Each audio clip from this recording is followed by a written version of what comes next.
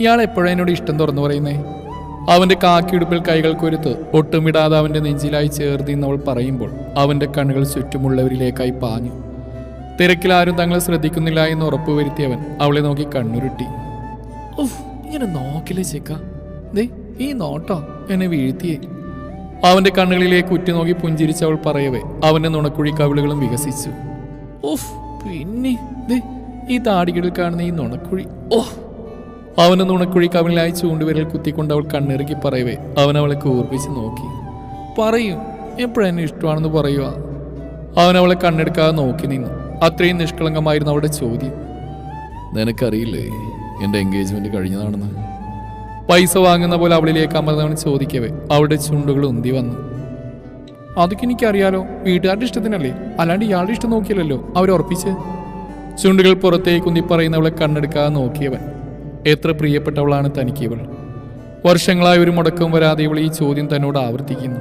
അവളെ തന്നെ നോക്കിയവൻ ഇപ്പോഴും ഒട്ടും വിടാതെ തിക്കിത്തിരക്കി അങ്ങോട്ടും ഇങ്ങോട്ടും ആടുന്നുണ്ടെങ്കിലും ഒരു കൈ കൊണ്ട് അവൾ അവൻ്റെ കാക്കി യൂണിഫോമിൽ വിടാതെ പിടിച്ചിട്ടുണ്ട്. വർഷങ്ങളായി തൻ്റെ പുറകെ നടക്കുന്നവൾ.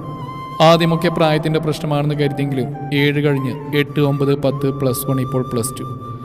എന്നിട്ടും എന്നും വന്ന് തൻ്റെ നെഞ്ചിലായി ചേർന്നിന്നവൾ ആ ചോദ്യം ആവർത്തിക്കും, ഇഷ്ടമാണോ എന്ന്. ഓരോന്നോർക്കവേ അവൻ്റെ ചുടിയിൽ ഒരു പുഞ്ചിരി വിരിഞ്ഞു. ഏറിയ വാത്സല്യം തോന്നിയവൻ ആ പെണ്ണിനോട്, ഒപ്പം മടങ്ങാത്ത പ്രണയവും. ഒരുപക്ഷെ രുദ്ര തൻ്റെ ജീവിതത്തിലേക്ക് കടന്നു വന്നില്ലായിരുന്നുവെങ്കിൽ. ഓരോന്നോർത്തവൻ മുന്നോട്ടടന്ന് വാതിലായി ചാരി നിന്നു. അവനിൽ തന്നെ മിഴി ഉറപ്പിച്ചിരിക്കുകയാണവൾ. എന്നും തീരാത്ത പ്രണയമാണ് തനിക്ക് അവനോട്. ആ നെഞ്ചിലായി ചാഞ്ഞിരിക്കുമ്പോൾ താൻ അനുഭവിക്കുന്ന സുരക്ഷിതത്വം, തന്നെ കാണുമ്പോൾ വികസിക്കുന്ന ആ മിഴികളോട് പോലും അടങ്ങാത്ത പ്രണയമാണ് തനിക്ക്. തന്നെ ആ കരുത്താർന്ന നെഞ്ചിലേക്കായി ചേർക്കുമ്പോൾ കുതിച്ചുയരുന്ന ആ ഹൃദയമിടിപ്പ് പോലും തന്നോടുള്ള പ്രണയത്തെ ഓരോ നിമിഷവും തനിക്ക് മനസ്സിലാക്കി തരുന്നവയാണ്. എന്നും തൻ്റേതായിരുന്നുവെങ്കിൽ എന്നും ആ നെഞ്ചിലായി ചാഞ്ഞിരിക്കാൻ, മതിവരുവോളം തൻ്റെ സങ്കടങ്ങൾ ഒതുക്കിവിടാൻ എന്നും താങ്ങും തണലുമായി തനിക്ക് ചുറ്റും ഉണ്ടായിരുന്നെങ്കിൽ. കൊതിക്കുന്നു ഞാൻ, ആഗ്രഹിക്കുന്നു താൻ അത്രയേറെ.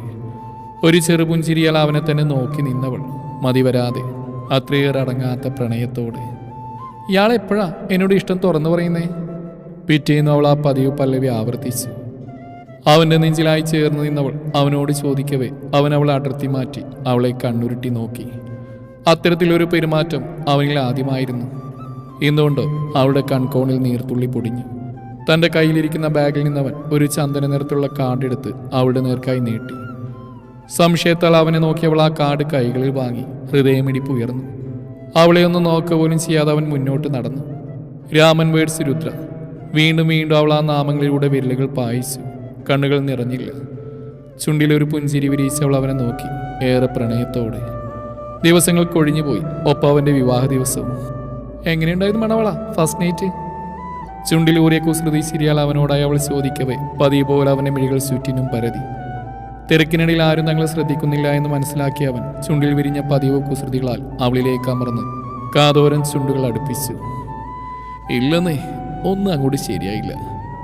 നമുക്കൊന്ന് നോക്കിയാലോ നന്ദേ? അയ്യടാ. കാതുകളിലായി പതിഞ്ഞ അവൻ്റെ ചുടുനിശ്വാസത്തിലൊന്ന് വിറച്ചവൾ അവനെ തള്ളിമാറ്റി പറഞ്ഞു. നീയെല്ലാം അറിഞ്ഞല്ലോ വേണ്ടേ? അറിഞ്ഞല്ലോ, ഇയാളുടെ രുദ്ര കല്യാണം ദിവസം ഒളിച്ചോടി പോയത്.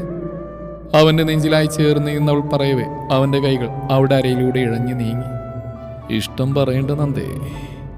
അവളെ ഒന്നുകൂടി അവൻ്റെ നെഞ്ചിലായി അമർത്തി നിർത്തി അവൻ ചോദിക്കവേ അവൾ ആ മിഴികളിൽ ഉറ്റുനോക്കി. അതെൻ്റെ ഡയലോഗാ.